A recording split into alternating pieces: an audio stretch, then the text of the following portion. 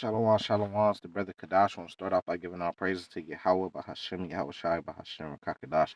I'm going to open it up with 2 Timothy, verse 4, right? And we're going to get straight into it, right? Verse 6, For I am now ready to be offered, and the time of my departure is at hand. I have fought a good fight. I have finished my course. I have kept the faith. And just in that, just couple verses, it's it's deep, man. It's real deep, Reading that reminds me of like Moses, you know what I mean? Because Moses didn't make it to the promised land, but he kept the faith all the way to the end, right? Even with everything he was going through, with the back and forth with the Israelites, being in the wilderness for so long, a lot of us wouldn't even survive in the wilderness, you know what I mean, for a week, let alone years and years and years, going back and forth with Pharaoh being stubborn, trying to tell them, trying to warn them, going back and forth with the people, losing faith, gaining faith, you know what I mean, still having to work in hard bondage at the same time, you know what I mean, dealing with a family, and everything, still dealing with a family at the same time, you know what I mean, all those things that was building up on him, he still kept the faith all the way to the end. Now, some may see in certain ways it's tougher on us today because you have more temptation. So yeah, if we're living in a desert, you know what I mean, it ain't really much to do anyways, but focus on this, then that may be a little bit easier from that standpoint. You know what I mean? But when you got all this temptation living in a first world country in the 21st century today, things are harder. And that brings me to my point of saying, like, you see a lot of brothers falling out the truth right now because of that temptation that's going on. And I must say, it's tough for everybody. And the toughest thing is when you look at the people that's supposed to be an example, the people that you looked at to come into the truth, and they all off. You know what I mean? They going on doctrines of man's, commandments of man. You know what I mean? They not following the Bible to the best. They not trying to walk in the ways Yahweh Shai walk to the best of their abilities. They making up their own doctrines. They got a whole bunch of things going on outside of the Israelites coming together, and worshiping the Lord. Because going back to Moses, wasn't that Moses' goal? Isn't Moses a great example for us? Wasn't Moses trying to bring the children of Israel together, and they wanted to go out to the wilderness to worship their Lord, but really it was a escape plan for them to go back to the promised land, right? Wasn't that Yahweh Shai goal? Did Yahweh Shai say, hey, the sinners, fuck the sinners. This is only for the elect. No, wasn't Yahweh Shai sitting with the sinners? Wasn't he wanting to teach them? Wasn't Yahweh Shai doing things like feeding, healing? You see what I'm saying? So this isn't just about opening up a Bible and reading out of it, or going out on the highways and byways or on YouTube and reading. Because Yahweh Shai is the perfect example. Did he just do that? No, he fed people, right? He healed people. He was helping the community out, bringing it together. He was solving problems and feuds between people. And there's many, many more works that wasn't listed in the Bible that Yahweh Shai did. So we have to stop the mentality of all we got to do is read out the Bible, make a YouTube, and go out on the highways and byways. That's it. And then turn to a regular man. That's not all that this is about. And that's the problem. But I get how the whole camp banging shit pushes brothers out the truth. But my thing has always been, just because they're going off, do that mean that you need to go off against the Lord? Do two wrongs make a right? Just because they wicked, just because they taking bags, just because they coming up with a whole bunch of different wild shit, you know what I mean? Does that mean that you don't have that relationship with the Lord? No. Stop letting man put these restrictions on you. You don't have to make 3 videos a week. You don't have to make 5 videos a week. You can make 1 video a month. There's no criteria to what the Lord said that you have to make so many. You don't even have to make a video. You don't even have to be on YouTube. There's no commandment that says we have to be on YouTube. You see what I'm saying? That we do that because man before us, we follow the example that man laid before us, right? And that's if you want to, but you ain't got to. You could just follow the Lord. Now they say being on fire. I heard a guy said that being on fire is having a network and connections with people in promoting stuff like, and what they promote is music, hats, shirts, and books, and have emotion. That's considered being on fire. It's like, where the fuck? Where does it say in the Bible that that's considered being on fire? Being on fire could simply be having faith in the Lord.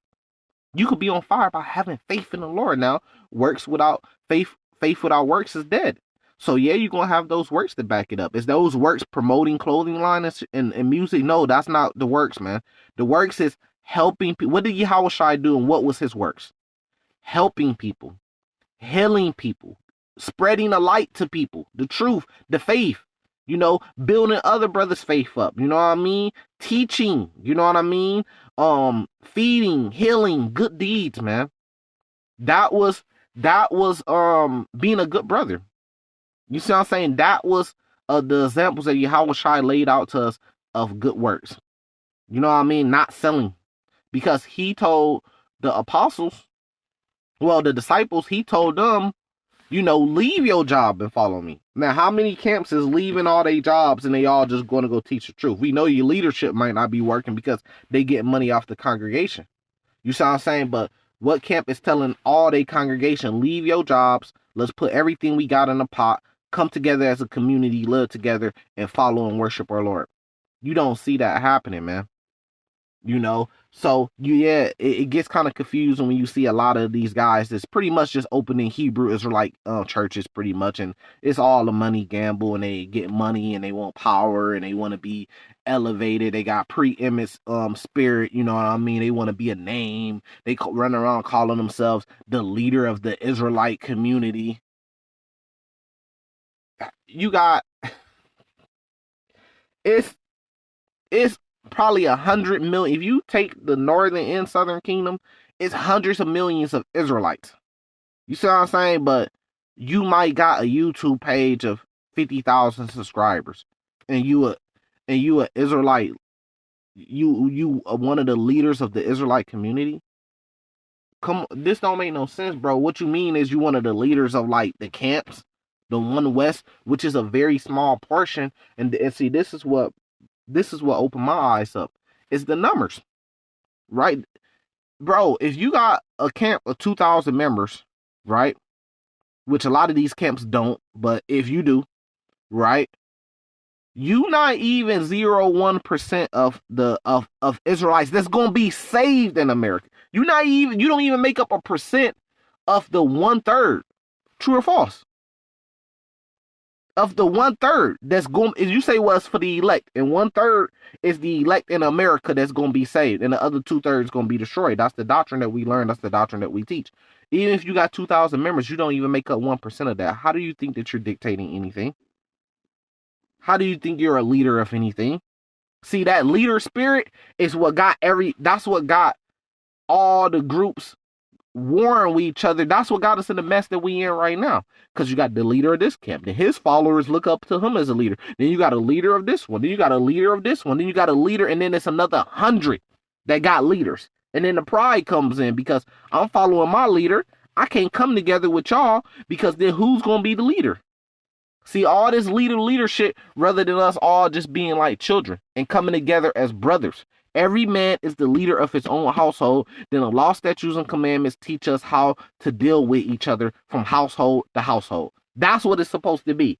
Not no, I'm the leader of this, I'm the leader. We don't even know if you the elect. We don't even know if you're going to finish your course. But you want to be a leader of somebody. That leadership is what got us where we at, man. It's hard, It's hard to be like how I was, with our small little camp. I could have easily tried to be like, well, I was coming down here first, with Kwana, I'm the leader. I'm the head of this camp. You got to do what I say. I could have easily came with that spirit, but it's hard to come with a different spirit. I told Kwana, I'm not your leader, bro. And I don't have no authority over you. You could come to me as a brother, and I will share things in my opinion, but it's your choice if you want to. I can't force my opinion on you. It's your choice if you want to take my opinion or not, or if you might need a little bit of time. You might not come around to what I'm trying to tell you for 6 months. It might take you 6 months to finally see the light. All I am is here a brother to try to help you the best to my ability because I'm not perfect.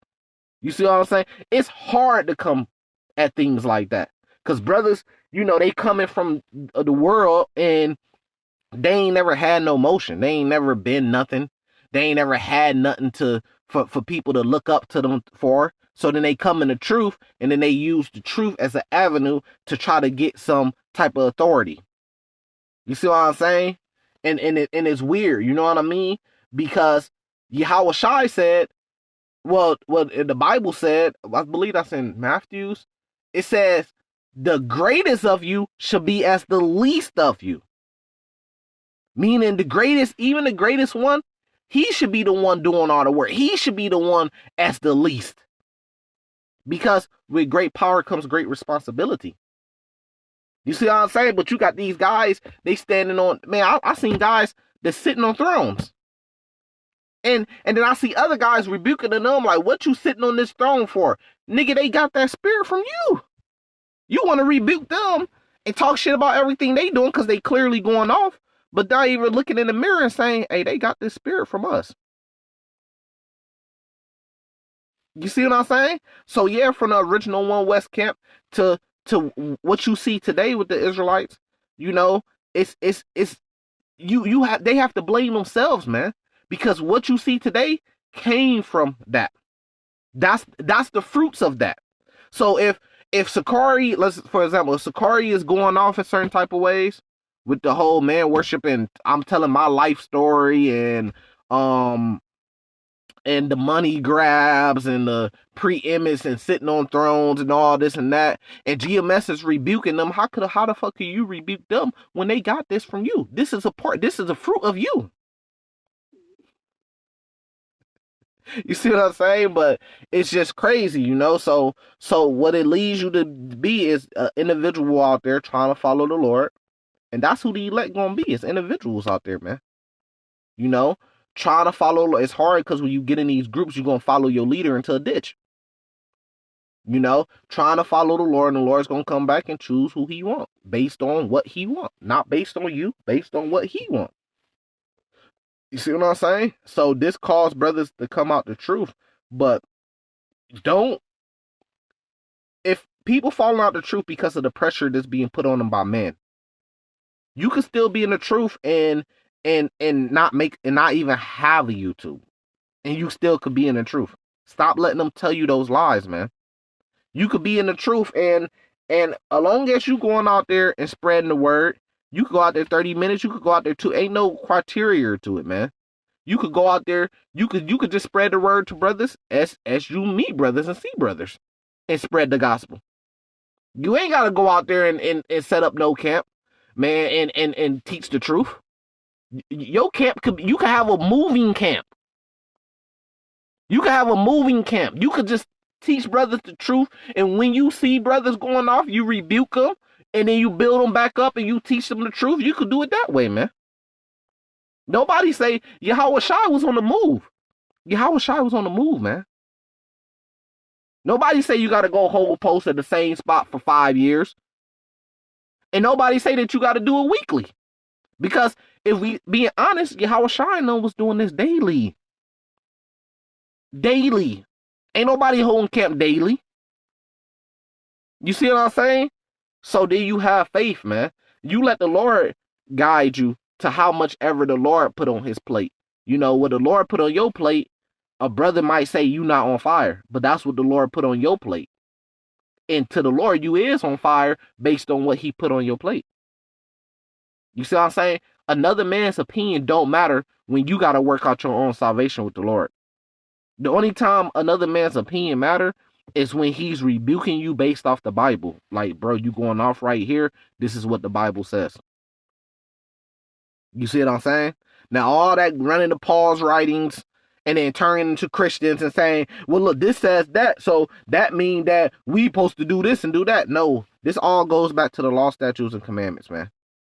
Because even in the New Testament, it tells you, if you love me, keep the law, statutes, and commandments. What should you do to enter into the kingdom? Which breaks down to keeping the law, statutes, and commandments and having faith.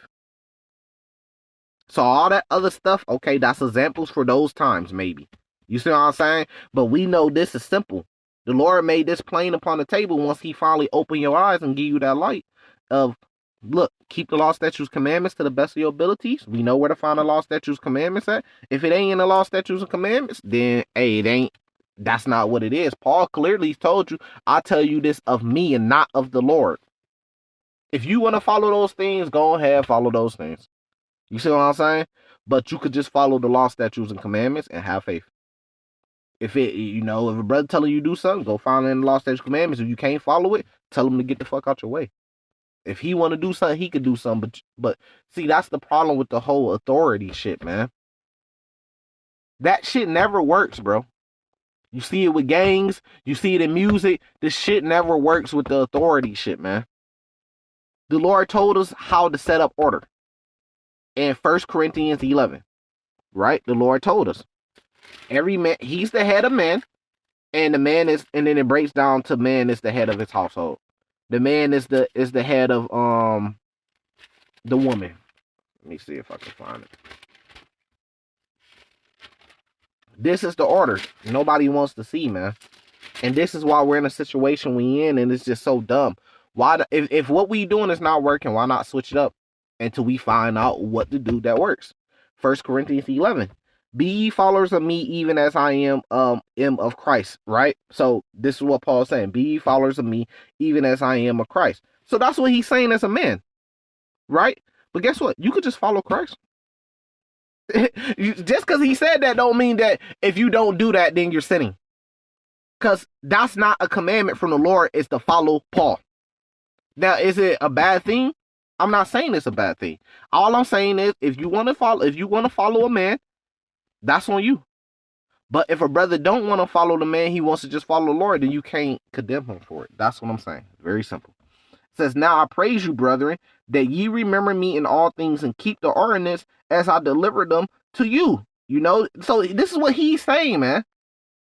Now, remembering Paul is a good thing, yeah.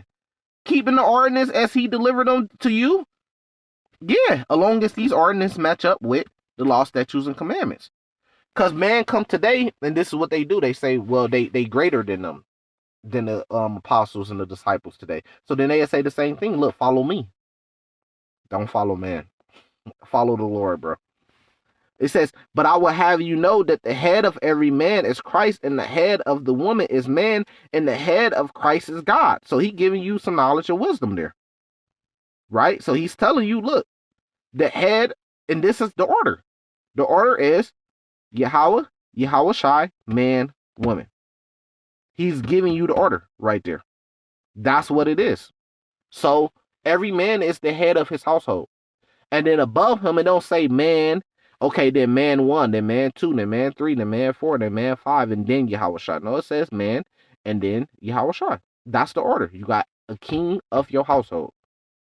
And then when you deal with other households or other kings, there's law, statutes, and commandments that teach us how to deal with each other righteously as brothers, as neighbors.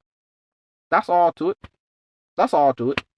You know, but these guys want to, let's set up officers, let's set up this, let's set up leaders and this and that, and you see where it's getting us.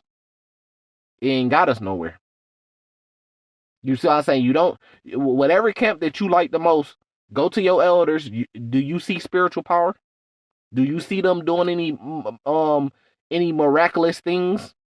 Any miracles? No. You see them regular man doing same thing that everybody else is doing. You don't see nothing miraculous. You don't see no miracles that Yahweh Shai was showing. You see what I'm saying? So with that, I'm gonna leave it there and say salvation to the elect. Shalom.